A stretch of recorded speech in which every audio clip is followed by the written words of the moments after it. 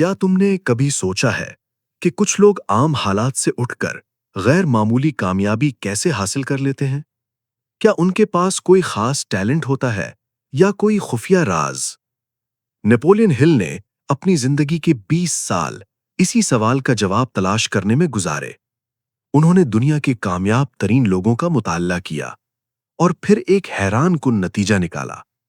कामयाबी पहले दिमाग में पैदा होती है, फिर हकीकत में।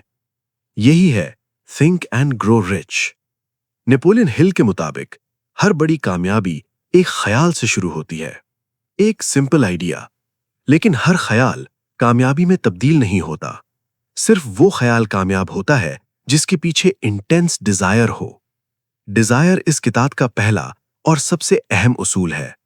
डिजायर का मतलब सिर्फ ख्वाहिश नहीं, ये एक बर्निंग डिजायर होती है, एक ऐसी ख्वाहिश जो इंसान को एक्शन लेने पर मजबूर कर दे। अगर तुम वाकई कुछ हासिल करना चाहते हो तो तुम्हें इसे वाज़ेह तौर पर डिफाइन करना होगा। कितना पैसा, किस वक्त तक और किस तरीके से। क्लियर गोल माइंड को डायरेक्शन देता है। नेपोलियन हिल कहते हैं कि फेथ भी बहुत अहम है। फेथ का मतलब ब्लाइंड बिलीफ नहीं, फेथ का मतलब है अपने गोल पर मुकम्मल यकीन रखना। जब इंसान को यकीन होता है तो उसका सबकॉन्शियस माइंड सॉल्यूशंस तलाश करने लगता है।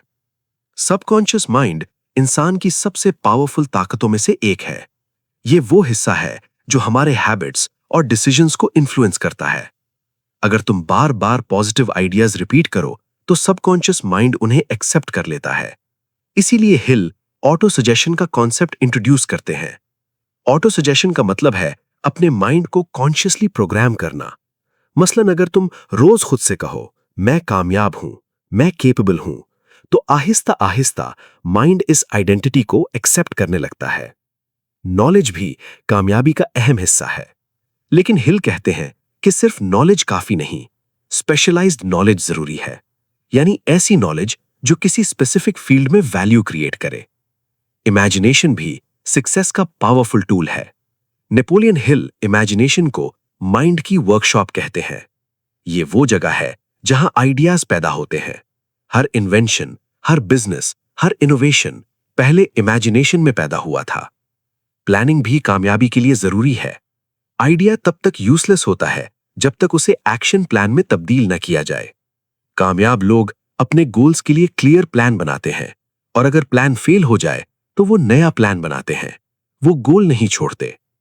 परसिस्टेंस भी इस किताब का अहम प्रिंसिपल है। ज्यादातर लोग फेलियर के बाद हार मान लेते हैं, लेकिन कामयाब लोग फेलियर को फीडबैक समझते हैं। वो बार बार कोशिश करते हैं। परसिस्टेंस डिजायर को रियलिटी में तब्दील करती है। नेपोलियन हिल का एक और पावरफुल कॉन्सेप्ट है मास्टरमाइंड अलायंस। इसका मतलब है ऐसे लोगों के साथ काम करना जो इंटेलिजेंट हो और एक मुश्तरका गोल रखते हो। जब कई जहन एक डायरेक्शन में सोचते हैं तो कलेक्टिव इंटेलिजेंस पैदा होती है। इमोशंस भी सक्सेस को इन्फ्लुएंस करते हैं। हिल कहते हैं कि स्ट्रॉन्ग इमोशंस आइडियाज को एम्पलीफाई करते हैं। लव, पैशन, इंथुजियाज्म, ये इमोशंस इंसान की क्रिएटिविटी और एनर्जी को बढ़ाते हैं। थिंक एंड ग्रो रिच असल में सिर्फ पैसा कमाने की किताब नहीं है, ये माइंडसेट की किताब है। ये सिखाती है कि इंसान अपनी सोच को बदलकर अपनी जिंदगी बदल सकता है। हिल का सबसे बड़ा पैगाम यह है, माइंड लिमिट्स क्रिएट करता है और माइंड ही उन्हें तोड़ सकता है। अगर तुम खुद को महदूद समझोगे तो तुम महदूद ही रहोगे। लेकिन अगर तुम बिलीव करो कि तुम ज्यादा हासिल कर सकते हो तो तुम्हारा माइंड नए रास्ते तलाश करेगा। हर कामयाब इंसान कभी न कभी डाउट का शिकार हुआ है, लेकिन फर्क यह है कि उन्होंने डाउट को अपने डिसीजंस पर हावी नहीं होने दिया। उन्होंने एक्शन जारी रखा।